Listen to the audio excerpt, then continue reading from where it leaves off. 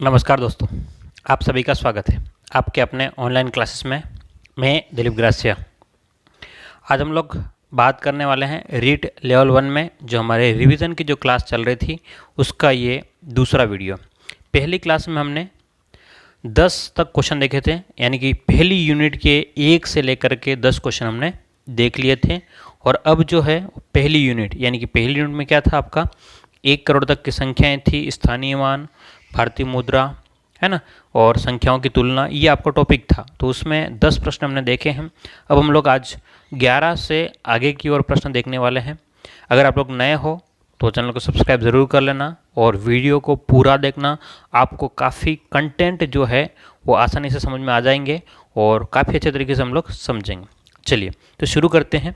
हमारा आज का पहला प्रश्न और वास्तव में हमारा 11वां प्रश्न। 11वां प्रश्न क्या है, स्क्रीन पे देखिएगा ध्यान से।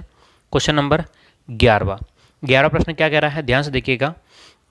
क्वेश्चन ये है कि 764 की अनुवर्ती संख्या क्या होगी। ध्यान से देखिएगा क्वेश्चन क्या है। देखो, गणित को अगर आपको समझना है तो आपको इसके प्रश्नों को समझना होगा। बोलो, किसको समझना होगा?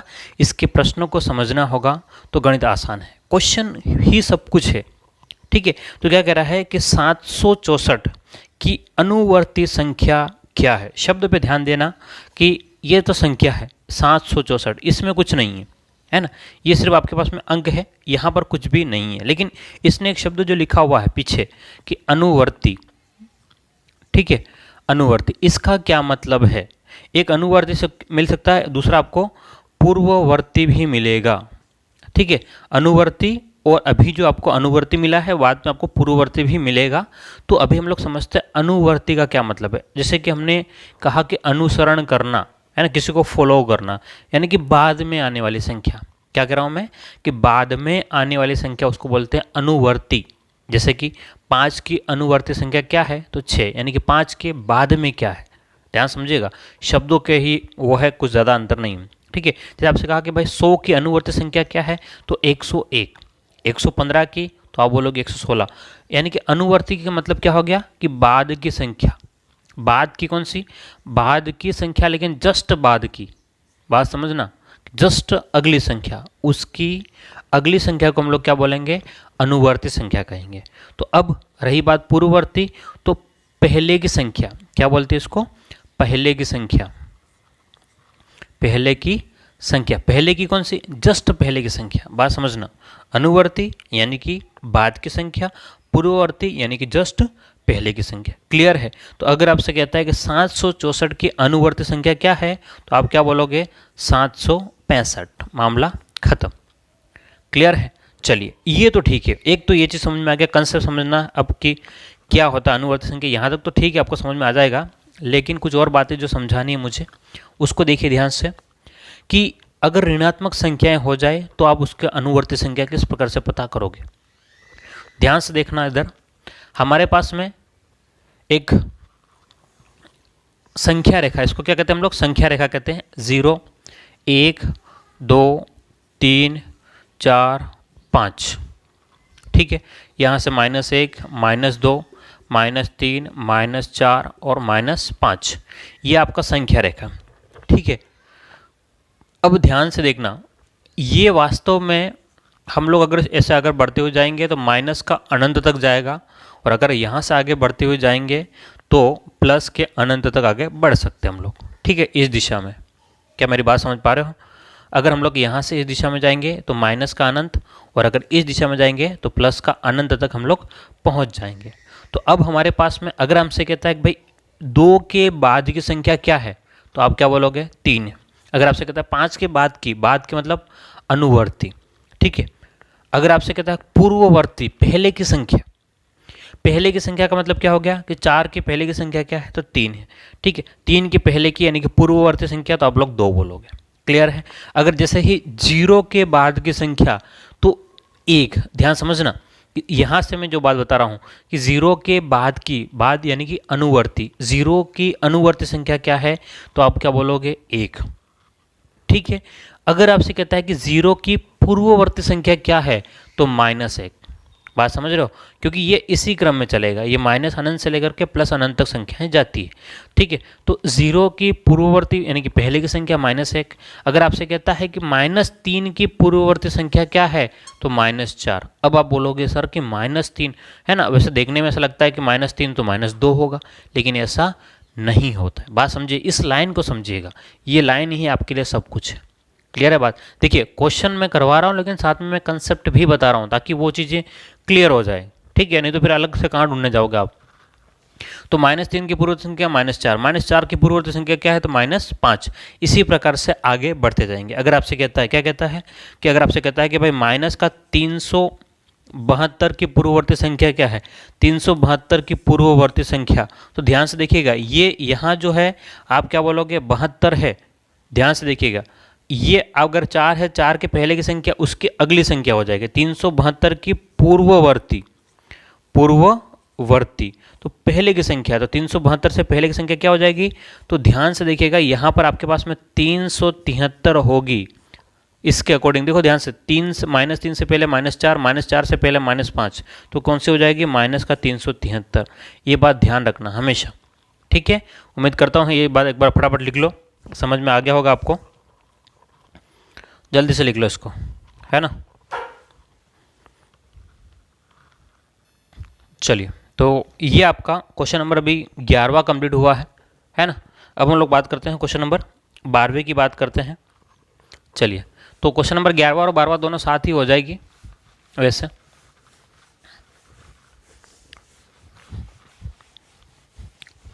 क्वेश्चन नंबर 12वें की बात करो, चलो तो देख लो 12वां क्वेश्चन क्या है। 12वां क्वेश्चन क्या है आपके सामने, ध्यान से देखिएगा कि 892 की पूर्ववर्ती संख्या क्या है। पूर्ववर्ती यानी कि 892, क्वेश्चन नंबर 12वें की बात कर रहा हूँ।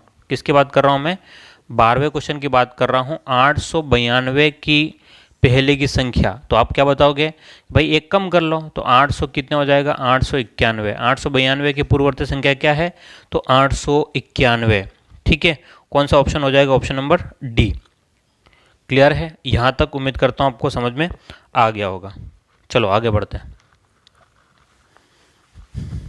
क्योंकि ये बात मैंने पहले समझा दी है। अब क्वेश्चन नंबर 13वें की बात करते हैं। 13वां प्रश्न ध्यान से देखिएगा, 13वां प्रश्न अच्छे से देखिएगा एक बार। क्या कह रहा है कि प्रथम दो अभाज्य संख्याओं का योग कितना होगा। क्या कह रहा है क्वेश्चन, ध्यान समझिएगा।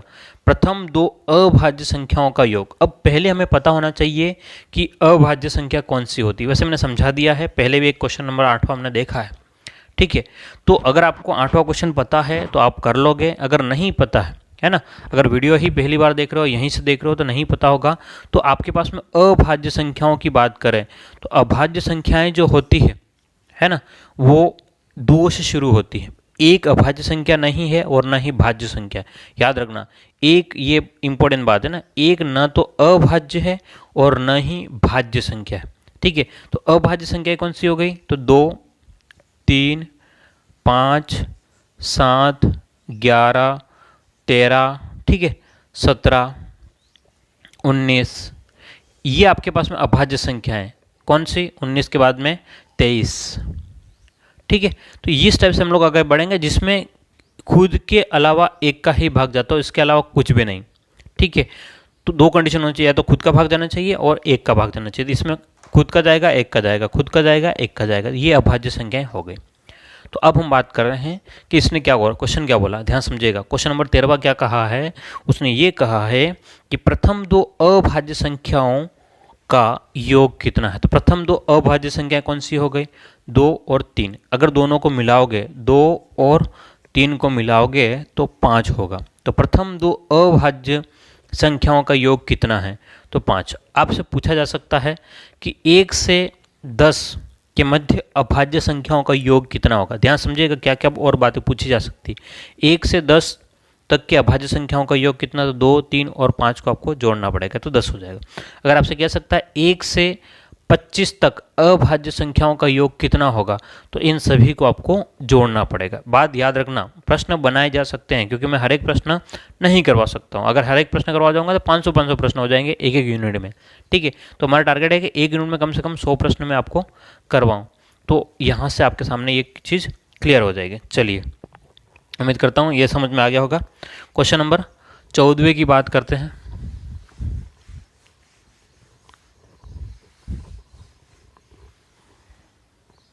क्वेश्चन नंबर 14 क्या कह रहा है आपसे? क्वेश्चन नंबर क्या कह रहा है? 14 आपसे क्या कह रहा है? ध्यान से देखिएगा कि 27,307 में आए दो 7 के स्थानीय मान में क्या अंतर है? संख्या क्या कह रहा है? ध्यान से देखिए क्वेश्चन नंबर 14 में 27,307 ये एक संख्या है, ठीक है। अब कह रहा है 27,307 जो संख्या है उसमें 2 बार 7 आए हैं। 27,307 में कितनी बार 7 आए हैं? 2 बार आए हैं। एक तो यहाँ आया है और एक यहाँ है। तो क्या कह रहा है कि 2 बार के मान में क्या अंतर है? स्थानीय मान क्या होता है? स्थानीय मान का मतलब होता है कि उस संख्या में जो अंक आपके पास में जो संख्या दे रखी है उसमें अंक जहाँ पर है उसके हिसाब से उसकी क्या मतलब मान है, उसकी क्या पोजीशन है। जैसे कि घर में है तो प्रधानमंत्री हो, चाहे घर में हो तो कुछ भी है ना, वो वर्ग कुछ भी मतलब नहीं होता है भाई। एक आदमी का अगर जिले में अगर मान लो कि विधायक हो या सांसद हो तो थोड़ा सा और वैल्यू रहती है। वही सांसद अगर प्रधानमंत्री बन जाए तो पूरे देश में वैल्यू रहती है। तो अलग अलग एक ही आदमी की अलग अलग जगह पर अलग अलग वैल्यू होती है, अलग अलग मान होता है, ठीक है। वही बात है। तो यहाँ अगर आप लोग ध्यान से देखोगे, यहाँ अगर आप लोग ध्यान से देखोगे तो 7 का जो स्थानीय मान है इस वाले 7 का, ठीक है, यहाँ इस वाले 7 की बात कर रहा हूँ। इस वाले 7 का मान है ये 7 लिख लो और बाकी 1, 2 और 3 संख्याएं हैं तो आप लोग 3 0 कर लो, ठीक है। ये एक 7 आपने लिख लिया और बाकी 1, 2 और 3 0 आपने कर लिए। तो ये 7,000 इस वाले 7 का स्थानीय मान 7,000 हो गया। इस वाले 7 का स्थानीय मान जो है भाई एक ही जगह पर है, उसके बाद में आगे पीछे कोई संख्या है नहीं, तो ये आपके पास में 7 ही है। प्रश्न ये कह रहा है कि आपके पास में अंतर कितना है? अंतर का मतलब है घटाव। ध्यान से देखिएगा, हमेशा अंतर लिखा हुआ मिलेगा, आपको घटाव नहीं लिखा हुआ मिलेगा। क्या कह रहा है कि अंतर कितना है? तो अब ध्यान से देखोगे कि भाई 7,000 में से 7 घटाओगे, कितने में से? कि 7,000 में से 7 घटाओगे तो भाई 7,000 में से 7 घटाओगे तो 6,000 कितना हो जाएगा? ध्यान से देखिएगा 6,993 हो जाएगा, 6,993 हो जाएगा। क्लियर है? चलिए तो ये इसको लिख ले जल्दी से। ये आपका क्वेश्चन नंबर, इसका ऑप्शन कौन सा हो जाएगा? ऑप्शन नंबर ए है ना। तो क्वेश्चन नंबर 14 हमने कर लिया है। चलिए तो अगले प्रश्न की बात करते हैं क्वेश्चन नंबर 14 के बाद में। तो ध्यान से देखिएगा अगले प्रश्न में क्या है, देखिए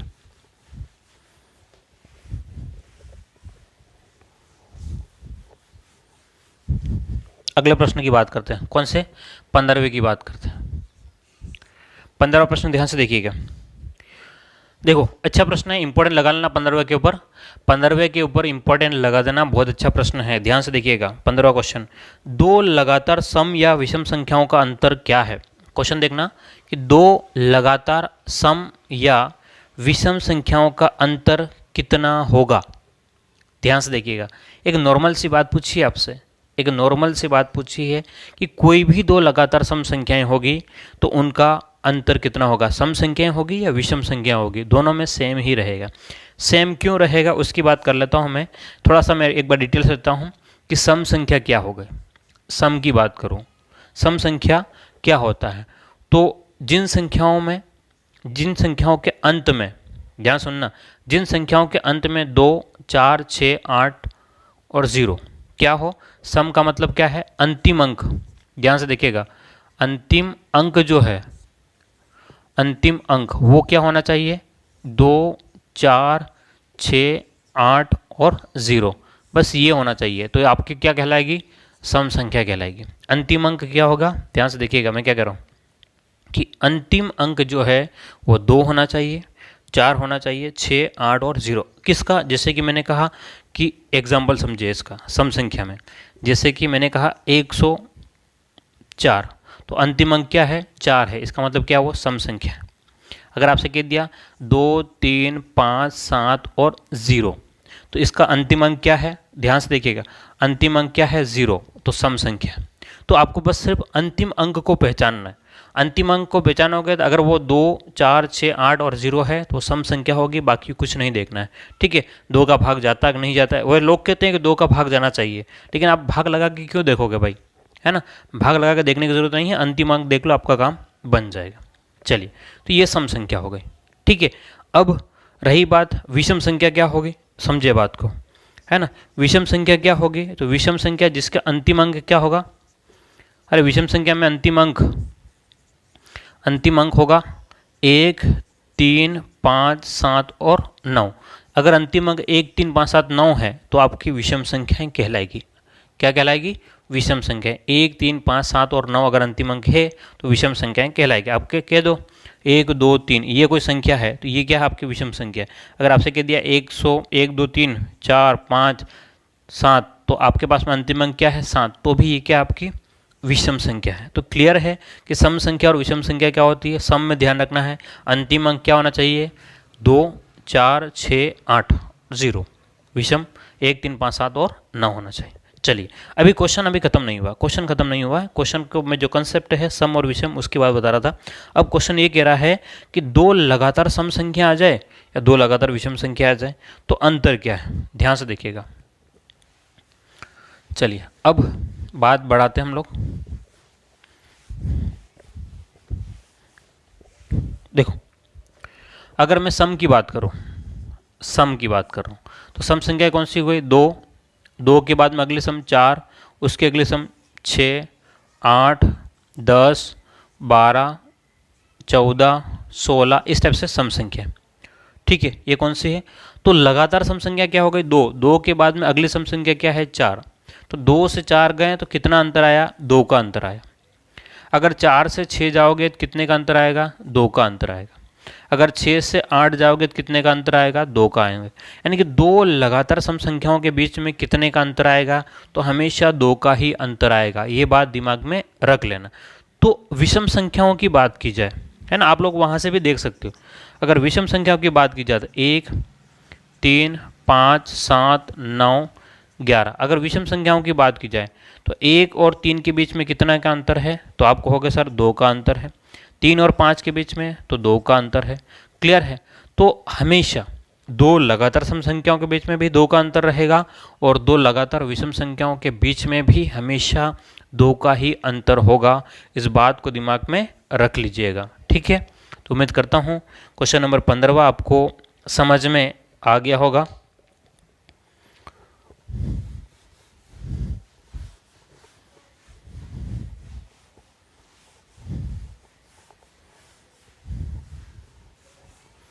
चलिए अब बात करते हैं क्वेश्चन नंबर 16 की बात करते हैं। किसकी बात करें, क्वेश्चन नंबर 16 की बात करें। क्वेश्चन नंबर 16 ध्यान से देखिएगा, अच्छा क्वेश्चन है, इंपॉर्टेंट क्वेश्चन है। क्वेश्चन नंबर 16 इंपॉर्टेंट लगा लें, अच्छा प्रश्न है, ध्यान से देखिएगा उसको क्या कह रहा है। क्वेश्चन नंबर 16 क्या कह रहा है, अच्छे तरीके से देखिए ध्यान से। क्या कह रहा हूँ मैं, क्वेश्चन नंबर 16 को दिमाग में अच्छे से रखें, बहुत इंपॉर्टेंट प्रश्न है, बहुत बार सीटेट में पूछा हुआ प्रश्न है।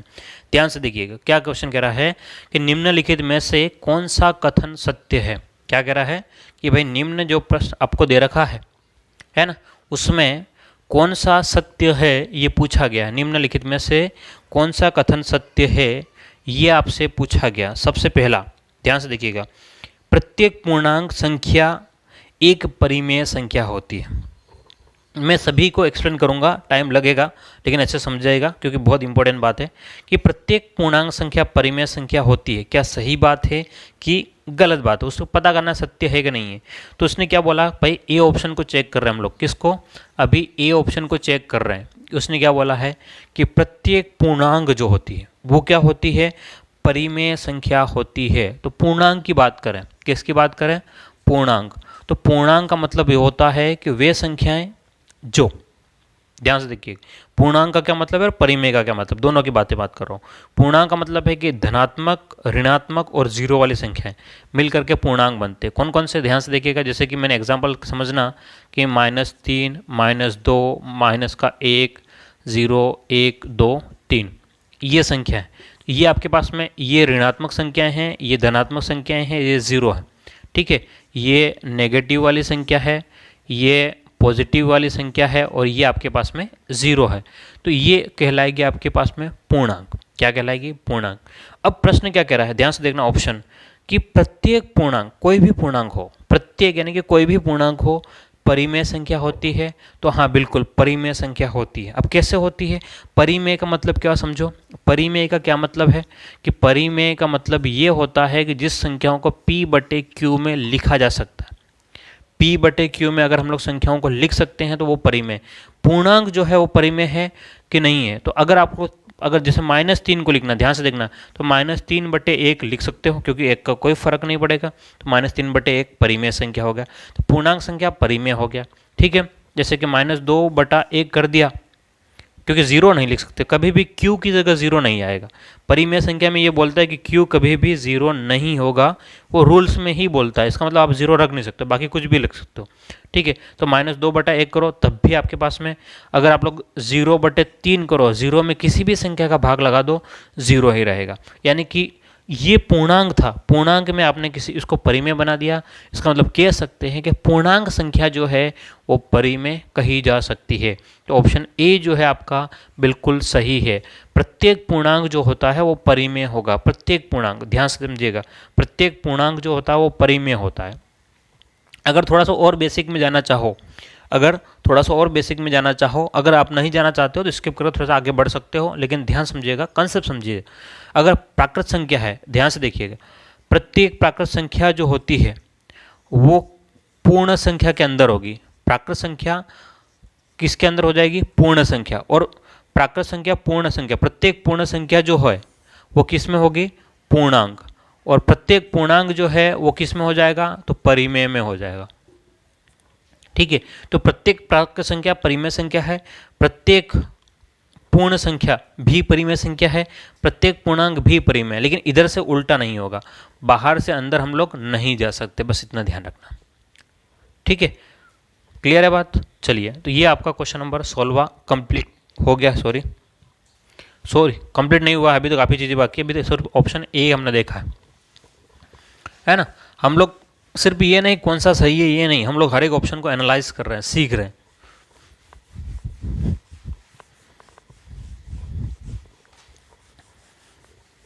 चलिए ऑप्शन बी की बात कर लेते हैं, है ना। किसकी बात करें? ऑप्शन बी की बात करें कि ऑप्शन बी क्या, 16 में बी ऑप्शन क्या है? √3 एक परिमेय संख्या है। √3 बी ऑप्शन की बात करें, क्या बी ऑप्शन सही है गलत है? भाई ए तो सही है। ठीक है, और इसने बोला कि कौन सा कथन जो है वो सत्य है। अब यानी कि ए तो सही है। अब अगला क्या कह रहा है? √3 एक परिमेय संख्या है। इसको समझिए, √3, देखो पहला तो सही हो गया, लेकिन समझे कि √3 क्या बोल रहा है? एक परिमेय संख्या है। ये आपको कोरा परिमेय संख्या है। ठीक है, जो गलत है, परिमेय नहीं है। ठीक है, √3 परिमेय नहीं हो सकती। क्यों नहीं हो सकती? क्योंकि इसको हम लोग p/q में नहीं लिख सकते। हमारे पास में इसको p/q में लिखने का कोई भी तरीका ही नहीं है। ठीक है, ऐसा 3 बटे क्या लिखेंगे? रूट तो रह ही जाएगा, एक लिखो तो भी रूट रह जाएगा। तो ये एक तो रूट हटाने का कोई कला नहीं है हमारे पास में, कोई तरीका नहीं है ना। इसको p/q में नहीं लिख सकते हम लोग, तो ये कभी भी इसको परिमेय संख्या नहीं कह सकता। √3 हमेशा अपरिमेय रहेगा। और अपरिमेय कौन? तो √2, √3, √5, √7, ठीक है, और रूट में आपके पास में 11। ठीक है, जो अभाज्य संख्याएं जो होती है ऑलमोस्ट, है ना, ये जो है आपके पास में अपरिमेय संख्या। बोलो क्या है? ये सभी के सभी अपरिमेय संख्या है, ये दिमाग में रख लेना। बोलो क्या है? सभी के सभी अपरिमेय संख्या है। ठीक है, मतलब जिनको हम लोग p/q में नहीं लिख सकते हैं उसको कहते हैं अपरिमेय। तो इसने बोला है कि √3 एक परिमेय संख्या है, तो गलत बात, ना तो √3 है और इनमें से कोई भी संख्या परिमेय संख्या होगी ही नहीं। तो ऑप्शन बी क्या है आपका? गलत बोल दिया। चलिए अब बात कर रहे हैं ऑप्शन सी की। प्रत्येक वास्तविक संख्या एक परिमेय संख्या है, नहीं, क्योंकि ध्यान से देखना, मैंने जो सर्कल बनाया था, है ना, मैंने अभी जो सर्कल बनाया था वही वापस बना रहा हूँ कि बाहर से मैं अंदर नहीं आ सकते, बाहर से मैं अंदर नहीं आ सकते। देखो सबसे पहले क्या बनाया था मैंने? प्राकृत संख्या जो है वो किसके अंदर आती है? पूर्ण संख्या के अंदर आती है। ठीक है, पूर्ण संख्या किसके अंदर आएगी? तो पूर्णांक संख्या के अंदर आएगी। ये गोला बना लेना आप लोग, पूर्णांक संख्या किसके अंदर आ जाएगी? तो परिमेय के अंदर आ जाएगी। ठीक है, और परिमेय जो है वो किसके अंदर आ जाएगी? तो वास्तविक के अंदर आ जाएगी। बोलो किसके अंदर आ जाएगी? वास्तविक के अंदर। तो प्राकृत संख्या प्रत्येक प्राकृत संख्या पूर्ण संख्या है, प्रत्येक पूर्ण संख्या पूर्णांक है, प्रत्येक पूर्णांक परिमेय है, प्रत्येक परिमेय वास्तविक है, लेकिन प्रत्येक वास्तविक परिमेय नहीं होगा। ठीक है, बाहर से अंदर हम लोग कभी भी नहीं आएंगे, बाहर से हम लोग, ये क्रम याद रखना, बाहर से अंदर कभी भी नहीं। तो क्या प्रत्येक वास्तविक संख्या प्राकृत संख्या है? तो नहीं। प्रत्येक वास्तविक क्या पूर्ण संख्या है? नहीं। लेकिन प्रत्येक पूर्ण संख्या अंदर से हम लोग बाहर जा सकते हैं, अंदर से बाहर जा सकते हैं, याद रखना। ठीक है, तो कंफ्यूज नहीं होना है, कंफ्यूज नहीं होना है, बातों को कंसेप्चुअल समझिएगा। ठीक है, टाइम लगेगा लेकिन समझ जाओगे एक बार। चलिए बढ़ते आगे, इसको लिखें। ठीक है, इसको जो भी है आप लोग टिक लगाना, जैसे भी करना लिख लिया एक बार। अब ऑप्शन सी तो नहीं होगा, है ना, ऑप्शन सी भी गलत हो गया। अब बात करते हैं ऑप्शन डी की, बात करते हैं।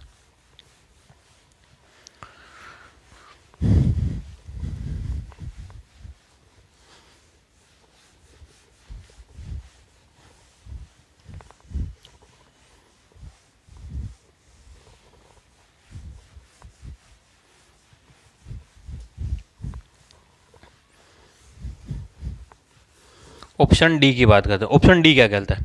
ऑप्शन डी कह रहा है कि रूट 16/225 एक अपरिमेय संख्या है। रूट 16/225 एक अपरिमेय संख्या है। रूट 16/225 एक अपरिमेय है। ये रूट देखकर तो आपको कह सकते हो अपरिमेय होगा, क्योंकि रूट 3, रूट 5, रूट 2 हमने अपरिमेय बोला है ना। क्या ऐसा है? यहाँ पर ध्यान से देखना। लेकिन हम इसका वर्गमूल ले सकते हैं। 16 का वर्गमूल क्या? 4। 225 का वर्गमूल 15, तो 4/15 ये तो P/Q में आ गया। ये किस में आ गया? P/Q में। तो डी ऑप्शन आपका, ध्यान से देखना, आपका डी ऑप्शन जो है इसमें परिमेय होना चाहिए। ये क्या होना चाहिए? रूट में 16/225 जो है वो परिमेय होना चाहिए, और ऑप्शन में क्या दिया? अपरिमेय संख्या। इसका मतलब ऑप्शन डी जो है वो भी क्या है आपका? गलत है। ऑप्शन डी भी क्या हो गया आपका? गलत हो गया। तो यहाँ से क्लियर हो गया कि ऑप्शन ए सही है। ध्यान से देखिएगा, मैं चाहता तो ऑप्शन ए को सही करके आगे प्रश्न में जा सकता था, लेकिन वो किस काम का? ठीक है, वो आपके कोई फायदा नहीं कराएगा। ठीक है, कंसेप्ट समझना है तो आपको वीडियो पूरा देखना है एक बात तो, और समझ में आ रहा है ना तो शेयर कर देना भाई, है ना, क्योंकि इतनी मेहनत कर रहा हूँ मैं। ठीक है, हो सकता है कि भाई किसी को फ़ायदा और हो जाए, है ना। मैं चाहता हूँ कि आप लोगों का सिलेक्शन हो, बस, और कोई उम्मीद नहीं है। लेकिन इतना है कि बहुत सारे लोग देख रहे हैं ना, सब्सक्राइब करते हैं, बस सीधा लगे हैं, बस देख लिया, है ना। अगर फ़ायदा हो रहा है तो सब्सक्राइब कर लो भाई। उससे क्या होगा? आपको नोटिफिकेशन मिल जाएगा। नोटिफिकेशन का मतलब कि तुरंत जैसे मैंने वीडियो डाला आप तक मैसेज आ जाएगा, भाई ये वीडियो आ गया, आप देख सकते हो, है ना। बार बार सर्च करने की ज़रूरत नहीं पड़ेगी, है ना। चलिए तो बढ़ते आगे। अगला प्रश्न देखिए, क्वेश्चन नंबर 17वां।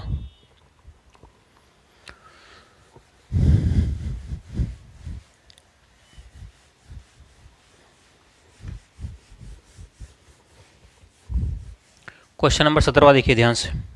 क्या कह रहा है कि 5 अंकों की सबसे बड़ी संख्या में 4 अंकों की सबसे बड़ी संख्या जोड़ने पर क्या प्राप्त होगा?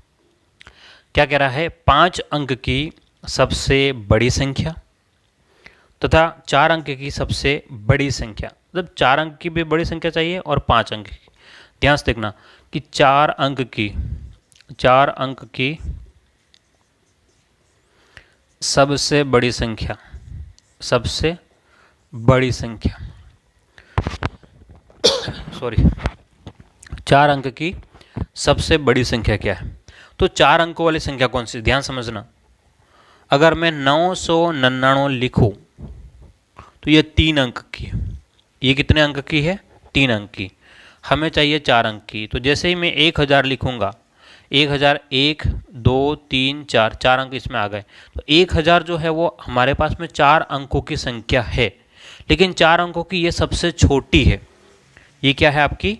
सबसे छोटी। तो इसका मतलब सबसे बड़ी कौन सी हो जाएगी?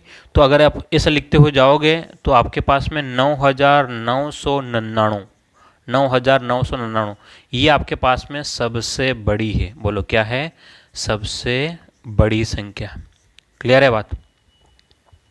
तो 4 अंक की सबसे छोटी तो 1000, 4 अंक की सबसे बड़ी तो 9999। एक बात।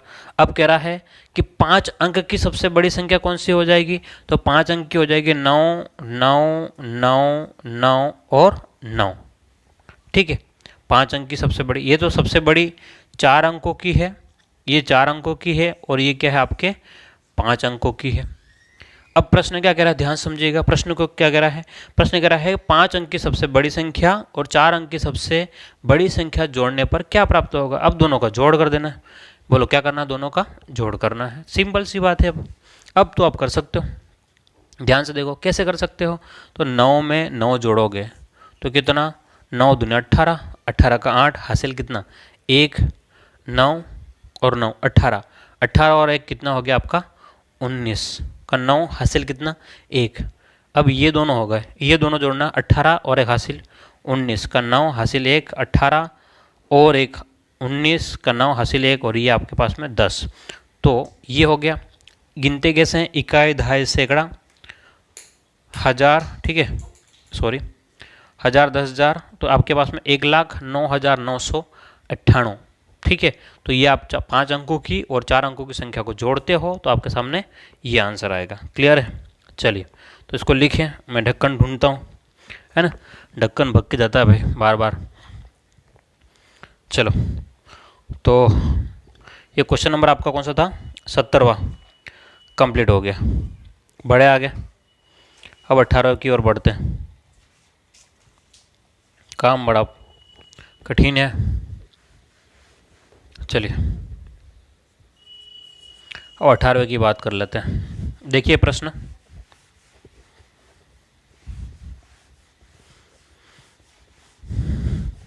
ध्यान से देखिएगा, ज़्यादा क्वेश्चन करा नहीं पाऊँ, हो सके नहीं करा पाऊँ, लेकिन मैं कंसेप्ट आपको ज़रूर कंप्लीट करा दूंगा। ठीक है, क्योंकि आपका रिवीजन में भी आपका कंसेप्ट अच्छा करवाऊंगा। ऐसा नहीं कि सिर्फ प्रश्न सोल्व करा दिया, नहीं क्यों, तो उसका कोई जवाब नहीं होगा। चलो, ये एक बहुत बार सीटेट में आया हुआ प्रश्न है, ध्यान से देखिएगा, क्वेश्चन नंबर 18 है ना। इस टाइप का बहुत बार प्रश्न आ चुका है, बहुत बार सीटेट में, हरियाणा टेट में बहुत जगह आया हुआ प्रश्न, और रेट में भी आया हुआ प्रश्न। ठीक है, 12,1212 वाला या 11,1111, ठीक है, वो नॉर्मल सी बात है। और बहुत बार हमको बचपन में पूछ भी रहते लोग, क्या कंसेप्ट है इसमें, क्या चीज़ होती है।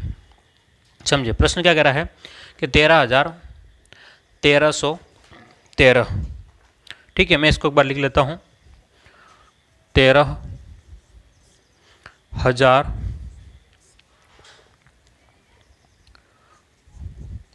1313, ठीक है। तो हमें ऐसा लगता है कि यार क्या चीज़ दे दी, इसको कैसे लिखेंगे, है ना, बहुत जनों को समस्या है, और ये स्टार बहुत बार आया हुआ प्रश्न। मैं जो जिस तरीके से मैं बताऊंगा उस तरीके से काम करोगे, आपको कोई समस्या ही नहीं आएगी। इसको क्या करो, तोड़ दो, 13,000 अलग, 1,300 अलग, और ये 13 अलग। अगर एक साथ लिखने की कोशिश करी आपने, कैसे कि भाई 13,000 फिर 1,300 फिर 13, ऐसा पढ़ोगे तो इकाई दहाई सैकड़ा हज़ार 10,000 लाख, गड़बड़ हो जाएगा। क्या हो जाएगा, गड़बड़, क्योंकि इसमें क्वेश्चन में लिखा ही गलत तरीके से। ध्यान से देखो, मैं कंसेप्ट जो बता रहा हूँ ध्यान समझना, इस क्वेश्चन को लिखा ही गलत तरीके से, कभी भी ऐसा नहीं हो, पॉसिबल नहीं है। 13,000 हो गया, देखो हज़ार हम लोग क्या कहते हैं, 500, 600, 700, 800, 900 और 1000। हज़ार का मतलब होता है 10,100। ध्यान से देखो, हज़ार का मतलब क्या है, ये 10 और 100। हज़ार का मतलब क्या है, 10,100 ही तो है ना। तो उसके बाद में हज़ार के आगे हम लोग जैसे ही हज़ार हुआ उस वाले को इधर ट्रांसफ़र कर देते हैं, जैसे ही हज़ार होता है इधर ट्रांसफ़र करते हैं, आगे वाले को देते हैं हासिल। लेकिन इसने जानबूझ करके इस बार यहाँ पर ऐसा नहीं दिया, 13,000 अलग बोला है, 1,300 अलग बोला है, और 13 ही अलग बोला है। ठीक है, तो इस टाइप के प्रश्नों को आप लोग जब सोल्व करना होगा तो आप इस प्रकार से करिएगा, ध्यान सुनिएगा। ये बहुत अच्छा प्रश्न है, बहुत बार मेरे को ऑफलाइन में भी किसी बहुत जनों ने पूछा है, ऑनलाइन में किसी ने मैसेज करके भी, किसी ने कमेंट करके भी पूछा है। तो सीधी सी बात बता रहा हूँ, इसको समझने के सबसे बेहतर तरीका है कि 13 ये प्लस है और ये भी प्लस है, इनको आपस में जोड़ना ही है। तो 13,000 यानी कि 3 0, 1,300 तो 1,300, और 13 का मतलब ये 13। अब इनको जोड़ो, 3 1 3 4 और 1, तो 14,313 होगा। कितना हो जाएगा, 14,313। सिंपल सी बात है। तो ऑप्शन कौन सा सही हो जाएगा, बोलो, ऑप्शन नंबर सी सही हो जाएगा। ऑप्शन नंबर सी सही होगा। ध्यान से देखिएगा 13,1313 कैसे लिखा जाएगा, 14,313। ठीक है, अभी और भी इसके ऊपर और भी अलग अलग वेराइटीज़ के प्रश्न मैं दूंगा आपको, है ना। जब 40-50 क्वेश्चन तक पहुंचेंगे तो और भी अच्छे क्वेश्चन आपको लेवल के मिलेंगे इसमें। लेकिन यहाँ जैसे आपको कह दिया 11,1111, तो आप लोग क्या करोगे, 11,000, 1100 और 11। ठीक है, इस टाइप से लिखिएगा। अगर ऐसा लिखा आपने तो आपका गलत नहीं होगा, 100% सही होगा। ठीक है, बात मान लेना मेरी, मजाक में मत लेना, है ना। चलिए बढ़े आगे, चलिएगा क्वेश्चन नंबर 19वें की बात करते हैं। ये बोर्ड बहुत कठिन काम है मेरे लिए साफ कर, है ना। चलिए 19वां प्रश्न आपके सामने। निम्न, ये बहुत इंपॉर्टेंट क्वेश्चन है, ये भी अच्छा, बहुत अच्छा क्वेश्चन है, वो इसके ऊपर डबल स्टार लगा देना, है ना, और इसको रट लेना। मैं कह रहा हूँ अगर ये प्रश्न दे दिया ना तो बहुत जनों से क्वेश्चन नहीं सोल्व होने वाला। पूरे रीड में शायद ही कोई बिरला होगा जो क्वेश्चन को करके आएगा इस प्रश्न को, मैं सीधी बात बता रहा हूँ, है ना। कोई बिरला ही होगा जो इस प्रश्न को करके आएगा, अदरवाइज सब छोड़ के आ जाएंगे। क्यों? कारण है कि ये कक्षा 6 का प्रश्न है, ये कक्षा 6 का प्रश्न है। अब क्या प्रश्न है वो आपने देख लिया होगा। ठीक है, ध्यान से देखिएगा कि निम्न में से संपूर्ण संख्या का उदाहरण नहीं है। अब सवाल ये है कि संपूर्ण संख्या क्या होती है ना। कक्षा 6 का है, एनसीईआरटी में पहले ही यूनिट में या दूसरी यूनिट में दिया हुआ है। संपूर्ण संख्या का क्या मतलब है भाई, संपूर्ण संख्या को समझिएगा, संपूर्ण संख्या को समझिएगा। क्या है संपूर्ण संख्या? संपूर्ण संख्या का मतलब ये है कि जब किसी संख्या के अभाज्य गुणनखंड किए जाएं, है ना, जब किसी संख्या के अभाज्य गुणनखंड किए जाएं तो उसके गुणनखंडों का योग जो है वो उस संख्या के बराबर होगा। ध्यान से नोट करके लिख लिए, जब किसी संख्या के अभाज्य गुणनखंड किए जाएं तो उन गुणनखंडों का, है ना, मतलब गुणनखंड ही किया जाए, ये बात समझो। अगर किसी संख्या के गुणनखंड किए जाएं तो गुणनखंडों का योग जो होगा वो वही संख्या हो जाएगा। कैसे? जैसे कि एग्जाम्पल समझिएगा, एग्जाम्पल समझिएगा कि 6 है। अगर 6 के गुणनखंड किए, 6 के गुणनखंड किए, मैं क्या कह रहा हूँ कि भाई गुणनखंड की बात कर रहा हूँ। अगर आपने 6 के गुणनखंड किए तो 1 × 6, फिर 2 × 3, और क्या होगा, बस और कुछ नहीं। तो अगर ये गुणनखंडों का योगफल जो है, ये संख्या तो 6 तो खुद ही संख्या ही है, इसको छोड़ दो। अब बाकी को देखो, 1 + 2 + 3, इन सबको जोड़ोगे तो कितना हो गया, 6। बोलो कितना हो गया, 6। 1, 2 और 3, इसके अलावा और कोई गुणनखंड। अब ये मत करना 3, 2, वो बात है कि गुम करके यहीं आ जाएगी। ठीक है, तो अगर किसी भी संख्या के गुणनखंडों को जोड़ते हैं तो वही संख्या अगर प्राप्त होती है उसको बोलते हैं संपूर्ण संख्या। ये कक्षा 6 का है और बहुत अच्छा प्रश्न है। तो क्या हर एक संख्या संपूर्ण संख्या है क्या? जैसे अगर आपसे कह दिया कि भाई 8 है, क्या संपूर्ण संख्या है? तो आप 1 × 8 लिख सकते हो, फिर 2 × 4 लिख सकते हो इसके अलावा, लेकिन टोटल करोगे तो नहीं होगा। 8 संपूर्ण संख्या नहीं होगी, उसका टोटल जो है वो आना चाहिए। तो अब ध्यान से देखिएगा, इसके जो ऑप्शन है वो सभी सही है। ठीक है, इसके ऑप्शन सभी सही है। तो मैं आपको याद दिला दूँ, इसको रट लेना, है ना। ये जो है एग्जैक्ट रट लेना कि संपूर्ण संख्या के उदाहरण कौन कौन से हैं।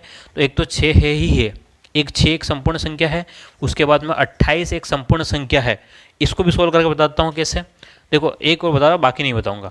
ठीक है, 1 × 28, 2 × 14, 3 का जाएगा नहीं, 4 × 7, ठीक है, 5 का जाए नहीं, 6 का नहीं जाएगा, 7 और 4, बस इसके अलावा और कुछ है नहीं। तो जब आप इनको जोड़ोगे, खुद संख्या को जोड़ करके, 7, 14, 21, 21 और एक ये 22, 22 और ये 6 कितने हो गए, 28 हो गए। बोलो कितने हो गए, 28 हो जाएंगे। तो उस संख्या को छोड़ करके बाकी को जोड़ोगे तो वो टोटल हो जाएगा, तो उसको बोलते हैं संपूर्ण संख्या। तो संपूर्ण संख्या के बहुत कम उदाहरण है। मैं क्या कह रहा हूँ, संपूर्ण संख्या के बहुत कम उदाहरण है। जो मैंने ऑप्शन में दे रखे सारे ऑप्शन है, लास्ट ऑप्शन जो ई जो लिखा हुआ वो नहीं है, बस ई जो है वो नहीं है। तो 6 है, 28 है, ठीक है, उसके बाद में 496 है। देखो बहुत सारे लोगों ने इससे आगे नहीं बता रखे हैं, 496 से आगे नहीं बता रखे हैं, लेकिन मैं बता रहा हूँ 8128 संख्या ऐसी है। और बहुत सारे कोचिंग वालों ने कही थी भाई इससे बड़ी और कोई संख्या ही नहीं है, लेकिन जब ढूंढी गई तो एक संख्या है 3355, ये 3355 0336, इकाई सैकड़ा, हज़ार, 10,000, लाख, 10 लाख और करोड़। वैसे आपके पास में ये भी संख्या पूछी जा सकती है, इसका ज़्यादा चांस नहीं है, लेकिन ये और ये 4 संख्या याद रखना, क्योंकि 1 करोड़ तक में वो आएगा। 8128 1 करोड़ में, ये 1 करोड़ से बाहर हो जाएगा, वो 1 करोड़ तक आएगा। ठीक है, क्योंकि आपको टॉपिक ये कह रहा है, सिलेबस ये कह रहा है 1 करोड़ तक पूर्ण संख्या, तो उसमें पूछा जा सकता है। तो ये भी संपूर्ण संख्या का उदाहरण है, 28 भी संपूर्ण संख्या का उदाहरण है। संपूर्ण संख्या और संपूर्ण संख्या। ठीक है, इसको लिखो फटाफट। ठीक है, तो ये बहुत ज़बरदस्त प्रश्न था। उम्मीद करता हूँ कि आपको 19वां क्वेश्चन जो है आपको समझ में आया होगा, है ना। बहुत अच्छे क्वेश्चन है मेरे पास में आपके लिए, लेकिन बात यह है कि आप कितना मेरे साथ में मेहनत करते हो, ये भी है ना, कितना मेहनत करते हो ये भी बात डिपेंड करेगी। चलिए 20वां प्रश्न देखिए ध्यान से।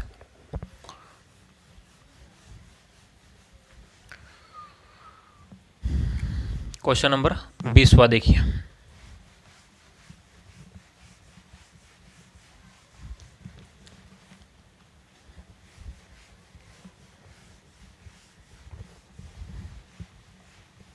क्वेश्चन नंबर 20 क्या बोलता है? क्वेश्चन नंबर 20 क्या कहता है ये देखिए ध्यान से। क्वेश्चन नंबर 20वां, अगर ध्यान से देखोगे तो निम्न में से सह अभाज्य संख्या नहीं है। क्या कह रहा है कि भाई निम्न में से सह अभाज्य संख्या नहीं है। ये सह अभाज्य क्या है? देखिए मैंने मैक्सिमम क्वेश्चन जो लिए अलग अलग टॉपिक से लिए, है ना, ताकि आपको चीज़ें कंसेप्चुअल समझ में आ जाए, है ना। बाकी मैंने नहीं सेम क्वेश्चन उठाकर दे मार कर रहे हैं। मैं क्वेश्चन अभी आएंगे, रिपीट भी होंगे, लेकिन हर एक में मैं कुछ ना कुछ नई नई चीज़ें लेकर के आया हूँ। ठीक है, ऐसा नहीं कहीं से कॉपी पेस्ट क्या सीधा दे मार दिया, है ना।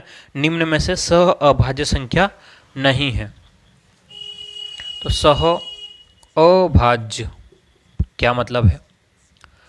ठीक है, सह अभाज्य का क्या मतलब है? यानी कि जब दो संख्याएं जोड़े के रूप में हो, ध्यान सुनना, जब दो संख्याएं जोड़े के रूप में हो लेकिन आपस में उनमें से कुछ भी कॉमन नहीं है, उभयनिष्ठ नहीं है, या उनका लघुत्तम जो है वो हमेशा एक होता हो। ध्यान समझना, इनका लघुत्तम एक आएगा। अब लघुत्तम एक कैसे आएगा? अब एक सवाल तो ये बनेगा, ठीक है, अब उनमें कुछ भी कॉमन नहीं होना चाहिए। जैसे कि मैंने कहा कि 3, 4 ये दो संख्या हैं, ये सह अभाज्य कहलाएगी। क्यों? क्योंकि अगर 3 और 4 का मैं लघुत्तम लूँगा, है ना, सॉरी महत्तम, है ना, लघुत्तम नहीं, लघुत्तम तो 4 3 12 हो जाएगा, एलसीएम तो 4 और 3 का क्या हो जाएगा? 12 हो जाएगा। महत्तम का मतलब एचसीएफ, है ना। क्या बोल रहा हूँ मैं? एचसीएफ जो हमेशा एक आएगा, महत्तम, एचसीएफ का मतलब महत्तम, है ना, या मसव, ठीक है, हमेशा एक आना चाहिए। जैसे 3 और 4 का मसव क्या आएगा? तो एक आएगा, 3 और 4 का मसव। अगर किसी को नहीं ध्यान हो देख लो, 3 4 का मसव, तो 3 का पहाड़ा बोलोगे तो ये रह जाएगा, 4 का पहाड़ा बोलोगे तो ये रह जाएगा, 3 4 का मसव क्या आ जाएगा आपका? तो एक ही आएगा, ठीक है, हमेशा। तो इनका मसव जो है हमेशा एक होना ज़रूरी है। तो आपके पास में इसको बोलते हैं सह अभाज्य। सुनना ध्यान से, मैं क्या कह रहा अभी कि भाई इनका मसव जो है एक आएगा, और लगातार दो लगातार संख्याएं, दो लगातार संख्याएं सह अभाज्य है। ठीक है, ध्यान रखना, दो लगातार संख्याएं अगर है तो सह अभाज्य होगी। जैसे कि मैंने कहा कि 5 6, न तो 5 का और 6 का आपस में भाग नहीं जाएगा। आप देख कर लो, है ना, 11 12 आपस में भाग नहीं जाएगा, आपस में ना तो 12 का इसमें जाएगा ना इसका इसमें से कुछ कॉमन नहीं आएगा। जैसे कि 15 16, ठीक है। तो ध्यान रखना कि या तो दो लगातार संख्याएं तो भी सहअभाज्य होगी। दूसरी बात, आपस में इनमें से कुछ भी कॉमन नहीं है, कॉमन का मतलब उभयनिष्ठ नहीं है, या महत्तम जो है ना, मसव एक होता तो भी आपकी सहअभाज्य संख्याएं कहलाएगी। तो ऑप्शन क्या कह रहा है? 3 4 क्या अगर निम्न में से सहअभाज्य संख्या नहीं है? 3 4 है। 11 और 19, 11 का ना तो 19 में भाग जाएगा, 19 का ना 11 में जाएगा, तो नहीं। अगला 16 25 आपस में भाग नहीं जाएगा, तो ये भी सहअभाज्य है। तो कौन सी नहीं है? 24 और 38, उसमें 2 कॉमन आ जाएगा। ठीक है, 24 और 38। भाई 24 में से 2 कॉमन, क्योंकि 24 में 2 का भाग और 38 अगर हम लोग ले लें तो इसमें कौन से पार्ट, 2 के पार्ट से जाएगा, 1 और 2, 2 और 9। ठीक है, अब 12 19 तो नहीं है, लेकिन ये 24 और 38 तो है क्योंकि 2 कॉमन आ गया, है ना। तो HCF 1 आना चाहिए, 2 नहीं, कुछ भी संख्या नहीं होनी चाहिए। तो ये ध्यान रखना कि HCF हमेशा 1 होगा सहभाज्य में, लगातार 2 संख्याएं भी सहभाज्य होगी। तो ये बातें पॉइंट है जो ध्यान में रखना है। क्वेश्चन नंबर 20 तक हमारा कंप्लीट हो गया है। चलिए, तो ये भी बहुत अच्छा क्वेश्चन था, इंपॉर्टेंट लगा ले, है ना। इस टाइप के प्रश्न आपको मिल सकते हैं, संख्या जरूर बदल देगा, लेकिन क्वेश्चन का पैटर्न ध्यान रखना, इस टाइप से मिल सकता है आपको। अच्छे अच्छे प्रश्न हैं। अभी इससे भी दमदार प्रश्न एक और है, लो, है ना, इससे भी दमदार, इसका भी डबल स्टार, मतलब इसको सुपर स्टार बना लो भाई। इसको तो 10 स्टार दे दोगे ना, कितने, 10 स्टार दो भी कम है। अगला प्रश्न, क्या कह रहा हूँ मैं, समझ में आ रही बात, कि 10 स्टार दोगे ना तो भी कम है अगले प्रश्न के लिए। क्यों कम है वो अब देखो, प्रश्न को देखो और बताओ। याद कर लेना, इसको भी फिक्स है, इसमें कुछ भी नहीं है, इसमें रटने वाली बात है इस वाले क्वेश्चन में, कि रामानुजन संख्या, क्या कह रहा क्वेश्चन, कि निम्न में से रामानुजन संख्या है, क्या है बोलो।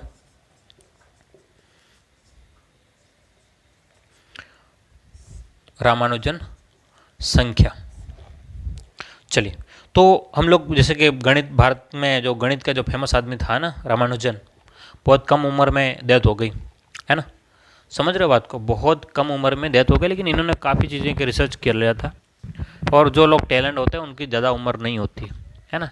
ये बात ध्यान रखना हमेशा, जिसमें टैलेंट है, जिस बंदे में टैलेंट, चाहे स्वामी विवेकानंद को देख लो या कुछ और लोगों को भी देख लो, जो हाईली टैलेंटेड लोग होते हैं, ठीक है। अब ये ढक्कन मेरे पीछे पड़ा हुआ है ना। तो जो लोग हाईली टैलेंटेड होते हैं उनकी ज़िंदगी बहुत लंबी नहीं होती, पता नहीं क्यों, क्योंकि वो कम टाइम में ज़्यादा ज़िंदगी जी लेते हैं ना, समझ रहे हो।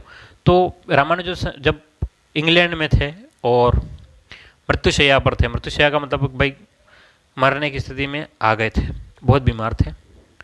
तो क्या होता है, अब इंग्लैंड, आप बोलोगे सर इंडिया का वहाँ चला गया था ना, क्योंकि रिसर्च करने उनको स्कॉलरशिप मिली थी और वहाँ चले गए थे।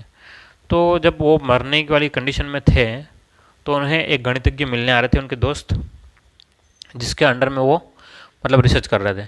तो उनकी गाड़ी का जो नंबर था, टैक्सी का जो नंबर था, वो 1729 था। बोलो क्या था, 1729। तो यही जो है वो रामानुजन संख्या। अच्छा, 1729 गाड़ी का नंबर दे करके इसको रामानुजन संख्या थोड़ी ना बोल दिया, इसके पीछे क्या लॉजिक था, ध्यान समझना। उन्होंने एक लॉजिक निकाला कि इस 1729 को हम लोग 2 तरीके से लिख सकते हैं, 1729 को 2 तरीके से लिख सकते हैं, वो भी किसी भी संख्या के घात के रूप में।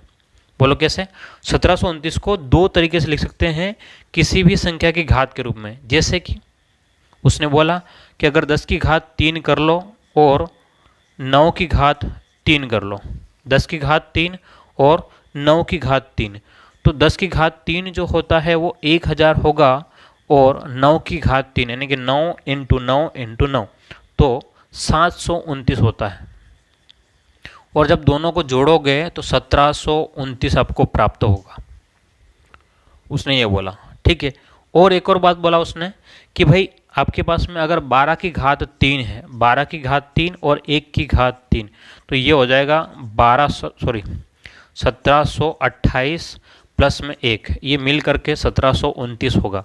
उसने बोला कि भाई 1729 एक ऐसी संख्या है जिसको 2 तरीके से, 2 अलग अलग घातों के, मतलब 2 अलग अलग घनों के योगफल के रूप में लिख सकते हैं, 2 अलग अलग, ठीक है। 10 की घात 3, 9 की घात 3 का योगफल 1729, और 12 की घात 3 और 1 की घात 3 तो 1729, उसने ये बोला, ठीक है। इसीलिए ये संख्या जो है वो रामानुजन संख्या के रूप में फेमस हो गई और उसका नाम दर्ज हो गया रामानुजन संख्या। क्लियर है बात। तो याद रखना हमेशा, इसको 2 तरीके से लिख सकते हैं।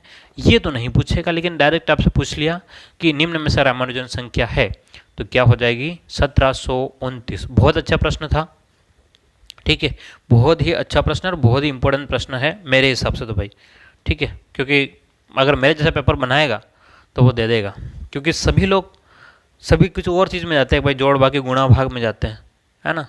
और सब लोग कर लेंगे वो, क्योंकि अभी काफ़ी टाइम मिल गया है ना। लेकिन यहाँ पर किसी का ध्यान नहीं जाने वाला। तो मैं ऐसी ऐसी चीज़ें ढूंढ के आपके लिए लाया हूँ जो रीड लेवल 1 में छोटी छोटी किताबों में है ना। हम लोग पढ़ नहीं पाते लेकिन है, जो गाइड वाले नहीं देते हैं। चलिए अगला प्रश्न की बात करते हैं। चलिए 22वां एक और इम्पोर्टेंट प्रश्न है, ये भी इससे भी ज़्यादा इम्पोर्टेंट प्रश्न ये भी है। अच्छा रामानुजन संख्या की तरह ही है ना। बहुत ज़बरदस्त प्रश्न है आपके सामने। चलिए 22वां प्रश्न देखिए। देखिए क्वेश्चन में ज़्यादा नहीं करा पा रहा हूँ, कारण ये है एक तो अपने पास डिजिटल बोर्ड भी नहीं है, पहली बात तो यही है कि डिजिटल बोर्ड नहीं है। लेकिन दूसरी बात ये है कि मैं हर एक प्रश्न के पीछे एक कंसेप्ट आपको बता रहा हूँ कि भाई किस तरीके से क्या चीज़ है उसमें, है ना। ये नहीं सीधा ऑप्शन में मारो ये ऑप्शन इसका आंसर ये होगा, क्यों है क्या है। तो ये चीज़ें आपको तब याद रहेगी ना, रट के तो नहीं जा सकते गणित में, ठीक है। तो इस बात को ध्यान रखें। थोड़ा सा हम लोग स्लो चलाएंगे लेकिन मैं आपको मैक्सिमम क्वेश्चन करवा दूंगा एग्जाम तक, है ना। और सभी यूनिट कवर करवा दूंगा, टेंशन ना लें। बस आपका काम है, एक ही काम है कि वीडियोस को शेयर करना है सभी लोगों को अपने स्टेटस पे शेयर करना है। क्या कह रहा हूँ मैं, अगर ये प्रश्न अगर देख रहे हो, अगर अगला प्रश्न देख रहे हो, है ना, और अगर आपको नहीं आता है या आपने पहली बार पढ़ रहे हो, ध्यान सुनना, अगला प्रश्न जो बता रहा हूँ, अगर आप पहली बार पढ़ रहे हो, पहली बार मतलब आपने रीड की किताब पढ़ ली, कोई सी भी किताब, और उसमें अगर ये प्रश्न नहीं मिला और ये पहली बार अगर मैं जो लिख रहा हूँ अगर मिलता है, तो आपको इस विद्या की कसम है शेयर करना अपने स्टेटस पे और आपके ग्रुप में, व्हाट्सएप ग्रुप में शेयर करना, ठीक है। चलिए तो प्रश्न देखिए ध्यान से, क्वेश्चन नंबर 22वां। क्वेश्चन नंबर कौन सा है, 22वां। ध्यान से देखिएगा। निम्न में से पैलिड्रोम संख्या है, निम्न में से पैलिड्रोम संख्या है, बोलो पैलिड्रोम संख्या। कितने लोगों को लगा, है ना, कितने लोगों को लगा कि ये पहली बार सर देख रहे हैं, सर ये तो हमने कभी देखा ही नहीं। कितने लोगों को, जिनको लगा कि मैं पहली बार है, शेयर करना है और मुझे कमेंट करके बताना है कि सर हमने पहली बार इस प्रश्न को देखा है। क्या है सर, हमने पहली बार इस शब्द को ही सुना है या देखा है कि पैलिड्रोम शब्द भी कोई होता है, पहली बार। ध्यान से देखना है, बहुत सारी किताबों में आपको नहीं मिलेगा, है ना। सब किताबें कॉपी पेस्ट मार रहे हैं, बस इसका कॉपी किया उसने, इसका कॉपी किया उसने, कोई नया कुछ नहीं ढूंढ रहे हैं, है ना। और अगर पेपर बनाने वाला है तो मेरे जैसा अगर होगा तो समझ लो कि, है ना, एक लेवल का ही पेपर देगा। ध्यान से देखना, पैलिड्रोम संख्या क्या होता है। सिंपल सी बात है, नाम बड़ा खतरनाक है लेकिन ऐसा है नहीं। अच्छा आपने सुनो एक ऐसा नाम जो उल्टा सीधा एक समान वाला, कुछ पहले आपने सुनी होगी ना, बचपन में सुनी होगी, ऐसा नाम तो हम लोग बोलते थे कनक, या कुछ और नाम, जैसे कि इधर से पढ़े तब भी वही दिखाई दे, उधर से पढ़े तब भी नमक, ना नमक नहीं होगा, न हाँ नमन। जैसे कि हमने पढ़ा नमन, तो नमन हमने देखा कि ये इधर से भी पढ़ो, इधर से न पढ़ो या इधर से पढ़ो एक। तो जब दोनों साइड से एक जैसा हो, जब दोनों साइड से एक जैसा, उसको बोलते हैं पैलिड्रोम संख्या। दोनों साइड से, जैसे कि मैंने कहा कि 1 2 3 2 1, आप पढ़ो इसको 1 2 3 2 1 या 1 2 3 2 1, दोनों ओर से एक जैसी, तो ये पैलिड्रोम संख्या। कुछ भी लिख सकते हैं, पैलिड्रोम संख्या में कुछ भी लिखा जा सकता है, लेकिन दोनों ओर से पढ़ने पर एक जैसा ही होना चाहिए, बस ये याद रखना। क्या कह रहा हूँ मैं, पैलिड्रोम संख्या में कुछ भी लिखा जा सकता है लेकिन दोनों ओर से पढ़ने में एक जैसा होना ज़रूरी है, बस ये बात ध्यान रखें। चाहे आप लोग इधर से पढ़ो चाहे आप लोग इधर से पढ़ो, दोनों ओर से एक जैसा होगा। अगर आपसे कहो कि भाई 2 3 4 2 2 सॉरी 2 2 4 2 2, तो आपने इधर से पढ़ा तब भी या इधर से पढ़ा तब भी एक जैसा दिखाई दिया, तो ये आपका कहलाएगा पैलिड्रोम संख्या, ठीक है। जिन लोगों के लिए नया है, पहली बार है, शेयर ज़रूर करना है ना, कसम है आपको, इस विद्या की कसम है और रीड की भी कसम है, शेयर नहीं किया तो। चलिए अब हम लोग आज का अंतिम प्रश्न देखेंगे, है ना, क्वेश्चन नंबर 23वां जो है अंतिम देखेंगे, फिर हम लोग आगे, क्योंकि मुझे काफ़ी कंसेप्ट बताना है, शून्य वाला है, अच्छे है, तो मैं इसको क्योंकि पूरा नहीं कर पाऊंगा, इसलिए ये अगला जो क्वेश्चन है वो अंतिम होगा। अंतिम क्या, ध्यान से देखिएगा, क्वेश्चन नंबर 23वां, क्वेश्चन नंबर 23वां है, वो लास्ट प्रश्न हम लोग देखने वाले हैं, है ना। कंसेप्ट बता रहे हैं तो टाइम लगता है, क्या बता रहे हैं, कंसेप्ट बता रहे हैं तो टाइम लगता है। अगला प्रश्न देखिए ध्यान से, क्या कह रहा है कि पाई है, पाई क्या है, विषम भिन्न है तो नहीं, ठीक है, एक सम भिन्न है नहीं है। पाई पाई है ना। पाई जो है वो 22/7 बिल्कुल भी नहीं है ना। पाई जो है वो सीधी सी बात है अपरिमेय संख्या है। क्या है? अपरिमेय। ठीक है, 22/7 तो परिमेय होता है, ये 22 पाई का मतलब 22/7 कभी नहीं होता है। ठीक है, तो आपको सीधी सी बात है कि एक अपरिमेय संख्या है, अभाज्य संख्या नहीं है। ठीक है, मतलब पाई का मतलब पाई है क्या? अभाज्य संख्या नहीं, सम संख्या है नहीं, विषम भिन्न है नहीं, कुछ नहीं। पाई क्या है? अपरिमेय संख्या। बस सीधी सी बात याद रखना। क्लियर है? तो उम्मीद करता हूँ आज के आपके 23 प्रश्न बहुत अच्छे होंगे। ठीक है, कंसेप्चुअल समझे भी होंगे। और वीडियो को शेयर जरूर करना, और लाइक तो 100 बनते हैं ना, 100 लाइक कर ही देना आज। ठीक है, ओके, फिर मिलते हैं अगली क्लास में। Thank you.